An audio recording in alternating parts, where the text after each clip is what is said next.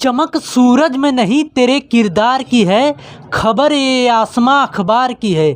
तू चले तो तेरे संग कारवां चले, तू चले तो तेरे संग कारवां चले, बात गुरूर की नहीं तेरे एतबार की है। हेलो दोस्तों, आप सभी का स्वागत है आपके अपने यूट्यूब चैनल ऑपरेशन विजय में। दोस्तों, मैं हूं अखिलेश यादव। आज हम लोग साइंस के फिजिक्स ब्रांच में हम लोग पढ़ रहे हैं circular motion and linear motion, यानी वृत्तीय गति और रेखीय गति। हमने आज इसकी जो है दूसरी वीडियो है।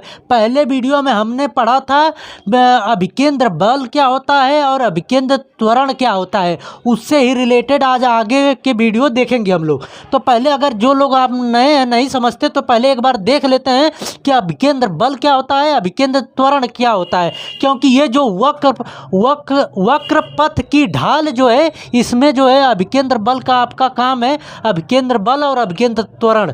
तो देखिए, जब कोई पिंड एक वृत्ताकार पथ पर चलता है, तो यानी कि यम द्रव्यमान का कोई पिंड है, वृत्ताकार पथ पर चल रहा है, तो उसका वेग जो है v है। जब पिंड कुछ समय बाद यहाँ पर आ जाता है तो वेग वही रहता है, लेकिन दिशा इसकी बदल जा रही है। फिर यहाँ पे कुछ समय बाद आता है पिंड, तो दिशा तो बदल जाती है लेकिन वेग वही रहता है। फिर जो है कुछ समय बाद पिंड यहाँ पर आता है, दिशा वेग वही रहता है, दिशा बदल जा रही है। देखिए, दिशा इधर है तो उत्तर की तरफ है, इधर आ गया तो पश्चिम की तरफ दिशा हो गई, फिर इधर आ गया तो दक्षिण की तरफ आ गई। कुछ समय बाद पिंड यहाँ पर आया तो इसकी दिशा जो है पूरब की तरफ हो जा रही है।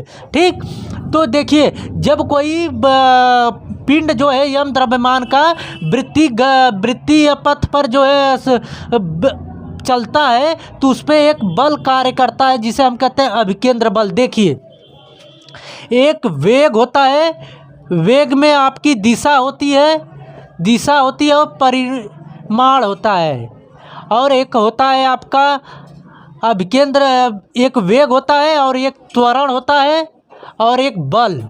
अब समझिए, बल बराबर होता है द्रव्यमान गुणे त्वरण होता है, यही ना होता है बल बराबर। तो देखिए, अगर दिशा बदल रही है, पिंड की दिशा बदलेगी तो ये वेग भी बदलेगा।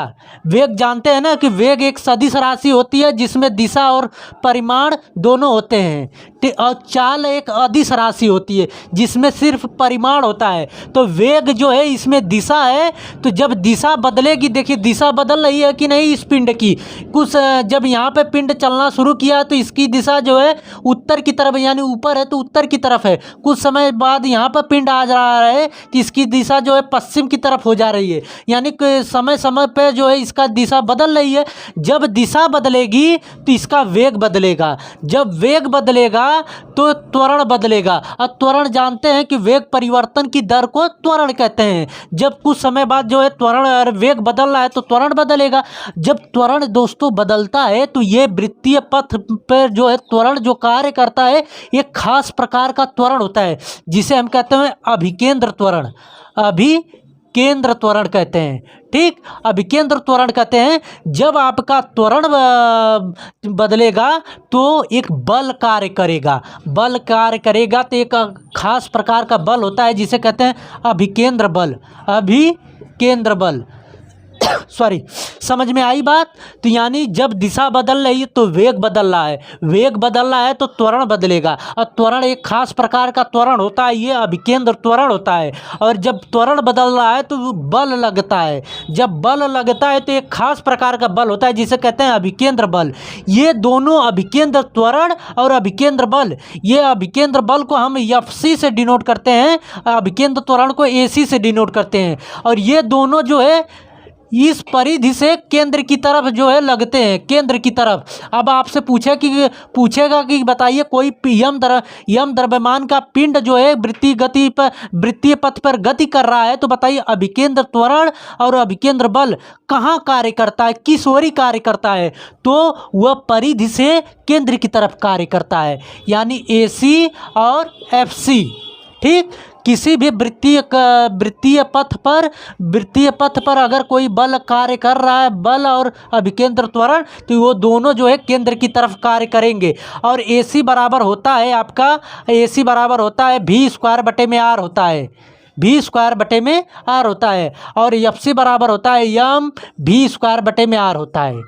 ये हमने सब जो है विस्तृत से पिछले वाले वीडियो में और विस्तृत से इससे बताया है। तो ये यहाँ पे हमें बताने का तात्पर्य यही था कि अभिकेंद्र बल और अभिकेंद्र त्वरण आप अच्छे से जान लें, क्योंकि वक्राकार पथ की ढाल में आपका इसका प्रयोग उसमें होगा। ठीक, तो ये समझ गए कि अभिकेंद्र बल क्या होता है और अभिकेंद्र त्वरण क्या होता है। अब हम लोग समझते हैं दोस्तों वक्राकार पथ की ढाल। देखिए, आपने देखा होगा कि जब कोई कहीं मुड़ान होती है, कहीं अगर मुड़ रही है गाड़ी या वृत्तीय गति पर चलती है, तो एक सीधा नहीं होता है पथ। जब कोई गाड़ी मुड़ती है यानी कि चौराहे पर या तिराहे पर गाड़ी मुड़ती है, तो वहाँ पर देखे होंगे सड़क जो है सीधी नहीं होती है, यानी चपटा तल नहीं होता है, एक तरफ ढालनुमा बनाया जाता है। ढालनुमा क्यों बनाया जाता है? क्योंकि यहाँ पर अभिकेंद्र बल, हमने कहा ना कि गाड़ी देखते हैं ना कि जब आप कभी भी घुमाते हैं तो हल्का से झुकते हैं, जब झुकते हैं तो एक अभिकेंद्र बल कार्य करता है, अंदर की तरफ अभिकेंद्र बल कार्य करता है, यानी एफसी कार्य करता है। ये अभिकेंद्र बल प्राप्त कहाँ से होता है? ये घर्षण बल से प्राप्त होता है। और घर्षण बल जानते हैं ना, किसी भी पिंड के जो है और तल के बीच में लगने वाला बल को घर्षण बल कहते हैं। आप अगर देखे होंगे कि अगर चिकना तल है तो वहाँ पे विचलन यानी कि वहाँ पे फिसलन जो है ज़्यादा होती है, अगर खुरदुरा तल है तो वहाँ पे फिसलन कम होती है। वहाँ पे गाड़ी या आप भी अगर चल रहे हैं सड़क पर चल रहे हैं, पानी नहीं है तो आप आसानी से चल जाएंगे। अगर पानी गिरा हुआ है यानी उसका घर्षण बल कार्य कम हो जाता है, जिससे जो है फिसलन बढ़ जाती है, गाड़ी पलट जाती है। तो यही कार्य होता है दोस्तों कि अभिकेंद्र बल कहाँ से मिलता है? घर्षण बल से मिलता है। कहाँ से मिलता है? घर्षण बल से ये मिलता है अभिकेंद्र बल। तो ये देखिए, जब अभिकेंद्र बल, ये एक प्रकार का गति होती है जिसे हम अभिकेंद्र बल बराबर V बराबर होता है √RG tan थीटा होता है। अब यहाँ पे ये होता क्या है पहले ये समझ लीजिए। भी तो आप जानते हैं किसी वस्तु का या किसी पिंड का जो है वेग है। आर क्या है? आर है जो दोस्तों ये जहाँ से घूम रही है गाड़ी वहाँ से और केंद्र के बीच की दूरी त्रिज्या है। और जी तो जानते हैं गुरुत्वाकर्षण। और ये थीटा क्या है? थीटा जो है कोण जो बन रहा है, जिस कोण से ये घूम रहा है, थीटा वही ढाल का कोण है, ढाल का कोण है। ठीक, तो ये V बराबर निकल के आता है √RG tan थीटा निकल के आता है। अभिकेंद्र बल के यह V बराबर √RG tan थीटा जो है ये कभी भी पिंड के द्रव्यमान पर कार्य नहीं करता। यानी कि मान लीजिए कि ऑटो है, मतलब रिक्शा है तो रिक्शा के लिए अलग मोड़ बने, ट्रक है तो ट्रक के लिए अलग मोड़ बने, ऐसा नहीं होता है ना। एक ही चौराहा बनता है, मतलब एक ही चौराहे से सभी गाड़ियां चलती हैं। चाहे वो साइकिल हो आपकी तब भी उसी चौराहे पे चलती है, चाहे आपकी ऑटो हो तब भी उसी चौराहे पे चलती है, चाहे आपकी ट्रक हो, चाहे मतलब कि 2 पहिया से लेकर 10 पहिया तक चाहे जितनी गाड़ियां हो सब उसी चौराहे से घूम जाती हैं। क्यों घूम जाती हैं? क्योंकि अभिकेंद्र बल जो है द्रव्यमान पर कार्य नहीं करता पिंड के। ये पूछा हुआ क्वेश्चन है कि बताइए कि जो है क्या अभिकेंद्र बल पिंड के द्रव्यमान पर कार्य करता है? नहीं करता है।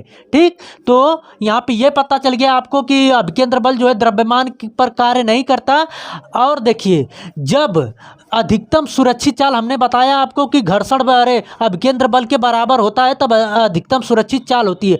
जब गाड़ी तेज हो जाएगी, जब गाड़ी ज़्यादा तेज पे घुमाया जाता है तो जो है घर्षण बल कम होता है, जिससे घर्षण बल कम होगा तो अभिकेंद्र बल कम होगा, तो जिससे गाड़ी आगे जो है बाहर की तरफ फेंका जाएगी। जैसे देखिए ये आपका चौराहा है, ठीक, ये चौराहा, इसमें गाड़ी जा रही है तो ये अधिक सुरक्षा चाल का मतलब क्या हुआ कि जब अधिक सुरक्षा चाल का अर्थ ये हुआ दोस्तों कि जब घर्षण बल से अधिक चाल से चलने लगेगी गाड़ी, यानी घर्षण बल कम होगा, जिससे घर्षण बल कम होगा तो लगने वाला अभिकेंद्र बल कम होगा। क्यों? क्योंकि अभिकेंद्र बल जो है घर्षण बल पे ही आधारित है। कोई गाड़ी जैसे मान लीजिए ये गाड़ी है, अब इस तरह अगर जा रही है, इस चौराहे पे अगर घूम रही, इसकी गति घर्षण बल से अधिक हो जाएगी तो लगने वाला घर्षण बल कम होगा, जिससे अभिकेंद्र बल कम होगा। अब अभिकेंद्र बल कम होगा तो दोस्तों ये गाड़ी आगे की तरफ में मतलब कि बाहर की तरफ फेंका जाएगी। तो ये क्वेश्चन ये पूछा है इसमें कि जब घर्षण बल कम होता है तो लगने वाला अभिकेंद्र बल भी कम होता है, तो गाड़ी जब आगे बाहर की तरफ फेंकाती है तो कौन सा चक्का पहले उठता है। ये ग्रुप डी का क्वेश्चन आया हुआ क्वेश्चन है, तो कौन सा चक्का उठेगा। देखिए ये तो इस तरह घूम रही है तो ये अंदर वाला चक्का है, ये बाहर वाला, तो जब बाहर की तरफ फेंकाई गई तो कौन सा चक्का उठेगा, पहले अंदर वाला चक्का उठेगा और गाड़ी जो है बाहर वाले चक्के पर लगी हुई बाहर की तरफ फेंका जाएगी। समझ में आई बात। तो यहाँ से देखिए, तो यहाँ से आपको क्लियर हो गया कि अधिक सुरक्षा चाल से अगर गाड़ी अधिक तेज से चल रही है तो लगने वाला घर्षण बल कम होगा, जिससे जो है अभिकेंद्र बल कम होगा। अभिकेंद्र बल कम होगा तो गाड़ी बाहर की तरफ फेंका जाएगी। जब गाड़ी बाहर की तरफ पलटती है तो कौन सा चक्का पहले उठता है, तो अंदर वाला चक्का पहले उठता है। अंदर वाला चक्का पहले उठता है, बाहर वाले चक्के से गाड़ी पलट जाती है। ठीक, क्लियर हुआ। तो ये देखिए इतना था इसमें कि अभिकेंद्र बल से कार्य वक्रपथ ढालनुमा क्यों बनाया जाता है, ये क्लियर हो गया आपको। तो एक होता है दोस्तों अपकेंद्र बल, एक होता है, देखिए अभी आपने पढ़ा अभिकेंद्र बल, अभिकेंद्र बल, एक होता है अपकेंद्र बल। अपकेंद्र बल ये कौन सा बल होता है दोस्तों। देखिए अभिकेंद्र बल कार्य किधर करता है, अंदर की तरफ कार्य करता है। एक व्यक्ति को आप लोग जानते होंगे, न्यूटन चाचा। न्यूटन चाचा का तीसरा नियम क्या कहता है कि एक प्रत्येक क्रिया के बराबर प्रतिक्रिया होती है, यही होता है। तो यहाँ से देखिए ये जब कोई पिंड जो है अभिकेंद्र बल अंदर की तरफ कार्य करता है केंद्र की तरफ, तो इससे एक विपरीत बल कार्य करता है। उनके तृतीय नियम को ऐसा कोई रियल में होता नहीं है, यह काल्पनिक मान लिया गया है, क्योंकि उनके तीसरे नियम को लाज रखने के लिए, क्योंकि ऐसा अपकेंद्र बल जो है कोई रियल में नहीं होता है। तो ये कहा गया कि जब अभिकेंद्र बल अंदर की तरफ कार्य करता है तो एक जो है काल्पनिक बल होता है जो बाहर की तरफ कार्य करता है। बाहर की तरफ कार्य करता है तो उसे हम कहते हैं अपकेंद्र बल।